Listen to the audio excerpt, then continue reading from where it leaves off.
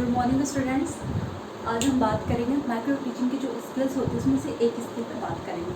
हम पहले बात करेंगे आपका उद्दीपन परिवर्तन कौशल। उद्दीपन परिवर्तन कौशल क्या है, यानी इसको इंग्लिश में बोलते हैं skill of stimulus variation. Stimulus variation मतलब प्रेरित करने के अलग अलग क्या है आपके उद्दीपन, ठीक है। स्टिमुलस वेरिएशन परिवर्तन करना, जैसे आप किसी को मोटिवेट करने के लिए अलग अलग मेथड यूज़ करते हैं, सेम वैसे ही होता है। हम क्लास में जब क्लास को जो एक्टिव मोड पे रखने के लिए अलग अलग तरीके के हम लोग क्या करते हैं, उद्दीपन का इस्तेमाल करते हैं और उसमें क्या करते हैं, चेंजेस लाते हैं। वही हमारा क्या कहलाता है स्किल, हमारा उद्दीपन परिवर्तन कौशल। उद्दीपन परिवर्तन कौशल पढ़ाने के लिए एज ए टीचर के अंदर होना बहुत ज़रूरी है। अगर क्लास में वो पढ़ाता है और इन कौशलों का यूज़ नहीं करता है तो कक्षा जो है बच्चे क्या करेंगे, इन एक्टिव मोड पे साइलेंट बैठ जाएंगे। साइलेंट बैठने के बाद जो पढ़ाया जा रहा है उसमें एक्टिव पार्टिसिपेट नहीं करेंगे।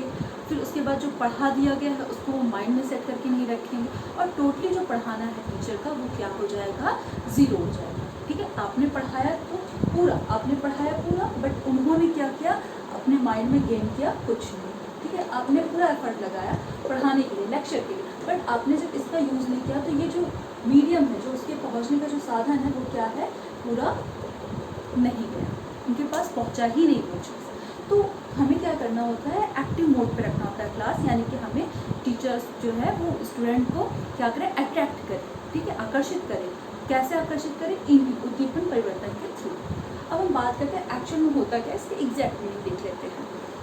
छात्रों का ध्यान आकर्षित करने के लिए तथा ध्यान को पाठ में लगाए रखने के लिए शिक्षक अपने व्यवहार में जानबूझकर, मतलब जानबूझकर, ऐसा नहीं कि वो बिहेवियर में है तो ऐसा हो जाए, नहीं, वो जानबूझ के जो है जो परिवर्तन लाता है, जो चेंजेस लाता है इन बिहेवियर, वो उसे क्या कहते हैं, उद्दीपन परिवर्तन कौशल कहते हैं। देखो छात्र, मतलब जब आप क्लासरूम में जाते हो, स्टूडेंट बैठे हुए हैं, ठीक है, आप कभी ध्यान देना, आप जब जाते हो किसी भी जगह, ठीक है, एज अ कोई भी प्लेस है वहाँ पे जाते हो, वहाँ पे जो सबसे सुंदर जो ईंट पत्थर होता है या फिर कोई इंसान होता है, अगर वो एक्टिव मोड पे है या फिर कोई ऐसी चीज़ जो चल रही है, फिर रही है, उसमें मूवमेंट हो रहा है, उसके थ्रू आप उसके मतलब ऐसा कुछ हो रहा है जिससे आप अट्रैक्ट हो रहे हैं, ठीक है, जब उसके ओर आकर्षित हो रहे हैं तो वो क्या कर रहा है, आपको लाइव कर रहा है, आपको अंदर इंटरेस्ट है कि वो क्या है, जागरूकता पैदा कर रहा है, उसके पास जाते हैं, उसको देखते हैं, उसके बारे में जानने की कोशिश करें।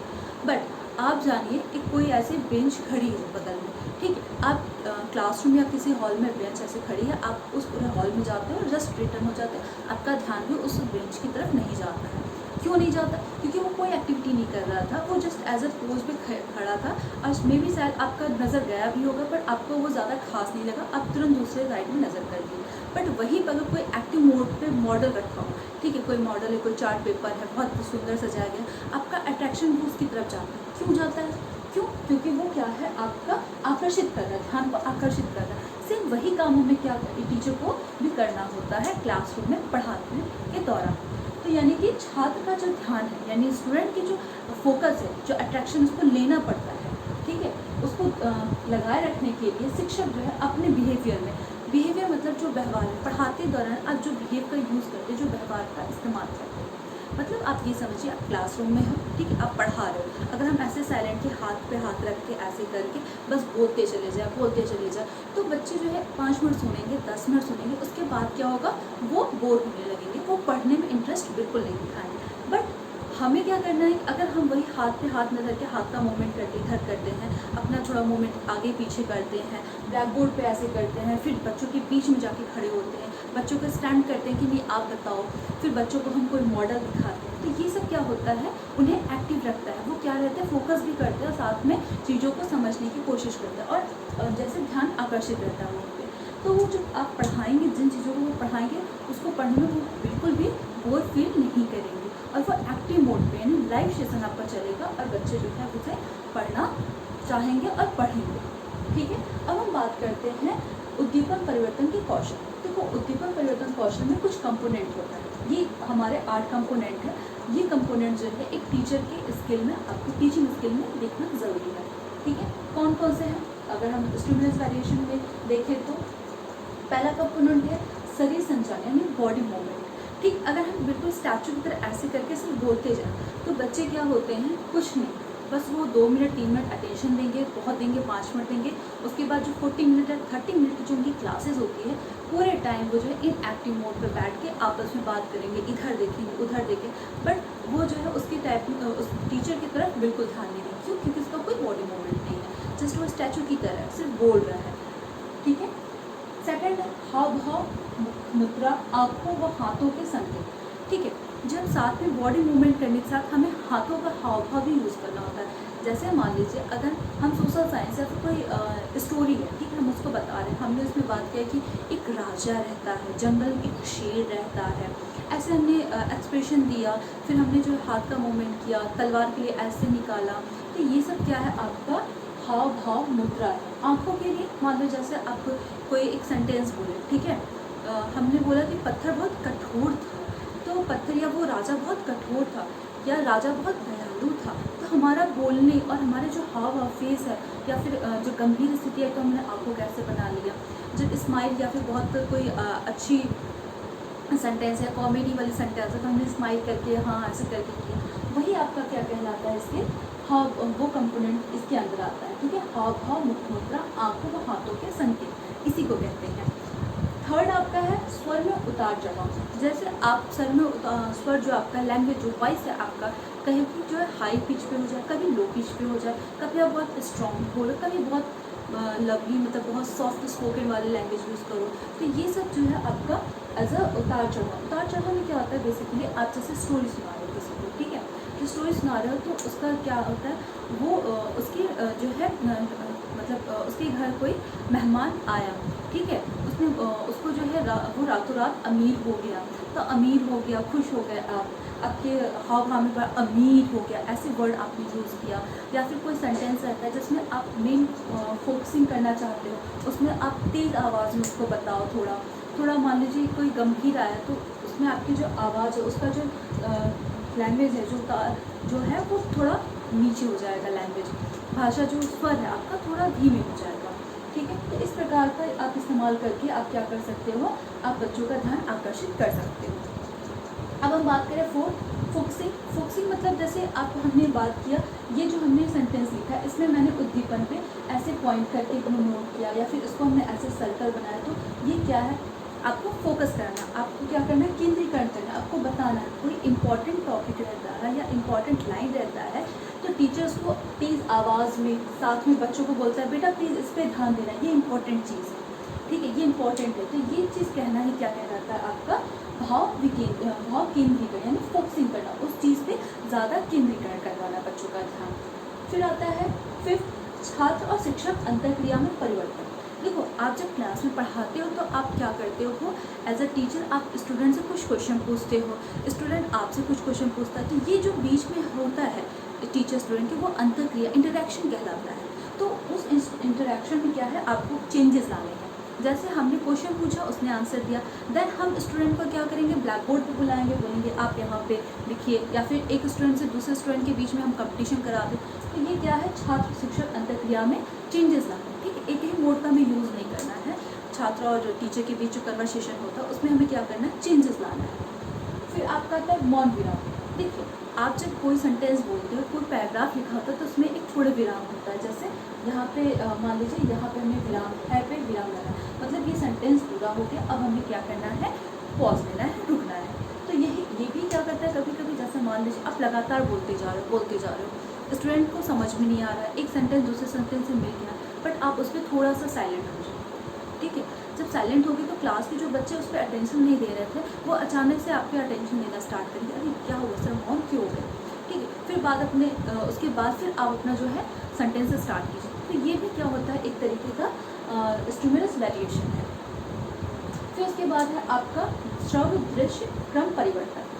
श्रव्य और दृश्य मतलब आप जो है देखने वाली जो वस्तु है, या फिर जैसे ब्लैक बोर्ड है, मैंने बच्चों को पढ़ाने के लिए ब्लैक बोर्ड यूज़ किया, फिर मैंने जो है कुछ डायग्राम या चार्ट पेपर का यूज़ किया, तो ये सब आपका कैसा स्किल आता है?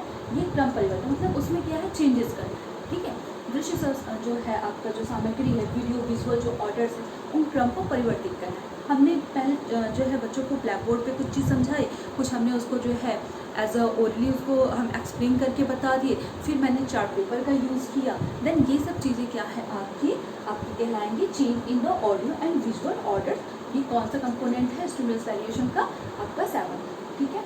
अब 8वां जो इम्पोर्टेंट है वो है छात्रों का सहयोग। देखिए, आप तब तक क्लास में जो है अच्छी टीचिंग नहीं कर सकते जब तक कि स्टूडेंट आपको सपोर्ट ना करे या आपके साथ जो है वो कोऑपरेशन न रखे, ठीक है। आप जो है क्लास में जाएं, बच्चों के साथ थोड़ा बॉन्डिंग अच्छी बनाएं ताकि वो आपको क्या करें, टीचिंग हेल्प करें। जैसे आपने कोई क्वेश्चन पूछा, अगर बच्चे रिस्पॉन्स ही नहीं करेंगे, ठीक है, तो आपकी टीचिंग क्या है, व्यर्थ है। आपको क्या है, रिइंफोर्समेंट नहीं मिलेगा, आप बच्चों को रिइंफोर्समेंट नहीं दे पाओगे, अपने टीचिंग मटेरियल का आप क्या करोगे, मूल्यांकन नहीं कर पाओगे। आप ये भी नहीं समझ पाओगे कि आपने जो पढ़ाया बच्चों को वो कितना आ रहा है, ठीक है। तो ये सारी चीज़ें क्या है आपकी, ये कंपोनेंट जो है 8 कंपोनेंट है जो कि स्टिमुलस वैल्यूएशन में बहुत इंपॉर्टेंट है। अब हम बात करते हैं कि हम जो लेसन प्लान बनाएंगे, ठीक है, हम लोग मैक्रो टीचिंग का जो लेसन प्लान बनाएंगे वो किस टाइप का होगा, इस स्किल का यूज़ करके, ठीक है। तो हम इसमें एक चार्ट पेपर आपको प्रेजेंट करेंगे, उसमें लिखा होगा, आपको क्लियर हो जाएगा एकदम। देखिए, ये चार्ट पेपर पे मैंने लिखा है यहाँ पे उद्दीपन परिवर्तन कौशल। तो आप लोग मुझे बनाइएगा अपनी कॉपी में, तो ऐसे ही फॉर्मेट रखिएगा, ठीक है। यानी आप पहले विद्यालय का नाम लिखिएगा, आप जिस विद्यालय में पढ़ रहे हैं, मैक्रो टीचिंग कर रहे हैं, वहाँ पे उसका लिखिएगा। देन इसके बाद आप जो है यहाँ पे छात्र अध्यापक नाम, मतलब जो स्टूडेंट बना रहा है ये स्किल, उनका जो माइक्रो टीचिंग का लेसन प्लान जो बना रहा है वो अपना नाम यहाँ डालेगा, फिर डेट डालेगा, जिस डेट पे ये प्रेजेंट किया जाएगा, फिर जिस क्लास का मटेरियल आप यूज़ कर रहे हो या जिस क्लास को आप पढ़ाने वाले हो वो क्लास आप लिखोगे यहाँ पे, विषय जिस सब्जेक्ट में आपको पढ़ाना है। मेरा सोशल साइंस है, मैंने यहाँ पे सामाजिक विज्ञान लिखा, और सामाजिक विज्ञान में मैंने कौन सा प्रकरण यूज़ किया, तो मैंने यूज़ किया लोकतंत्र। देन उसके बाद कालांश, कौन सा पीरियड है, आप फर्स्ट क्लास में पढ़ा रहे हो, सेकेंड में पढ़ा रहे हो, कौन सा, उसको आप लिखिए। देन अवधि मतलब अब जो हमारी माइक्रो टीचिंग होती है वो 7 से 5 मिनट की होती है, तो हम उसको यहाँ पे डाल देंगे। और हमने जो कंपोनेंट आपको बताया है वो कौशल घटक हमें लिखना होगा, क्योंकि ये माइक्रो टीचिंग है। बेसिकली आपको माइक्रो टीचिंग में जो स्किल्स होते हैं टीचिंग के, वो अलग अलग पार्ट में जो है कुछ जो है छोटे टाइम पीरियड में आपको उसको पढ़ाना होता है, तो वो कौशल आपको लिखना होगा। फिर उसके बाद प्रस्तुतिकरण, आप चाहे तो इसके बीच में जो है जो उपदेश है वो लिख सकते हैं, पूर्व ज्ञान के लिए सब कुछ लिख सकते हैं, बट मेनली हमारा इतना ही होता है, इसी पर हम ज़्यादा फोकस करते हैं, ठीक है। ये हमारा माइक्रो टीचिंग का है। फिर प्रस्तुतिकरण में हम लोग जो है कॉलम इस टाइप का बनाएंगे, ठीक है। हमने हेडिंग डाला यहाँ पे जो है शिक्षण बिंदु, फिर यहाँ पे जो तालिका हमने बनाई है यहाँ पे शिक्षण बिंदु, छात्र अध्यापक कथन, जैसे अगर आप छात्र हैं, मेल पर्सन है, आप छात्र अध्यापक लिखेंगे, अगर आप फीमेल पर्सन तो आप छात्र अध्यापक लिखेंगे, फिर छात्र क्रिया लिखेंगे, फिर यहाँ पे जो है प्रयुक्त घटक, यानी आप इसमें से उस टाइम पे कौन सा घटक यानी कंपोनेंट यूज़ कर रहे हैं उसका आप यहाँ पे विवरण देंगे। तो हमने जो है शिक्षण बिंदु हमारा चूँकि ये था लोकतंत्र, हमने लोकतंत्र को पढ़ाया, टॉपिक हमारा क्या है लोकतंत्र, तो हमने शिक्षण बिंदु में लिखा कि हमें क्या पढ़ाना है, लोकतंत्र पढ़ाना है। फिर छात्र अध्यापक कथन, मतलब छात्र अध्यापन कथन या कार्य, मतलब टीचर क्या कर रहा है, क्या कथन, हम उसको ऑब्जेक्ट करके ऐसे लिख सकते हैं। तो यहाँ पे लोकतंत्र के बारे में हम पूरा उसका अर्थ और मीनिंग लिखेंगे, दैन उसमें स्टूडेंट ने क्या कार्य किया वो लिखेंगे, देन उस टाइम पे हमने कौन सा कंपोनेंट यूज़ किया। तो कंपोनेंट को हमने यहाँ पे हाईलाइट करके आपको बताया है शरीर संरचना प्लस स्वर परिवर्तन, यानी हमने बॉडी मूवमेंट किया और अपने जो वॉइस है उसमें उतार चढ़ाव लाया, ये हमने क्या किया, स्किल का यूज़ किया, और उस स्किल को हमने यहाँ पे लिख दिया 1 and 3। अब आगे जो है नेक्स्ट हमने पॉइंट लिया, तो जो आप पॉइंट पढ़ाते हो बुक में जो लिखा पॉइंट रहता है, जो पढ़ा रहे हो वो आपको यहाँ पे लिखना होता है, ठीक है। और यहाँ पे फिर वो पॉइंट आपका कंप्लीट हो, अपने टॉपिक कोई पैराग्राफ कंप्लीट करके पढ़ा दिया, अब नेक्स्ट पैराग्राफ आप पढ़ाएंगे, तो नेक्स्ट पैराग्राफ में भी आप ऐसे ही यहाँ पे नीचे लिखेंगे आपने कौन सा कंपोनेंट यूज़ किया।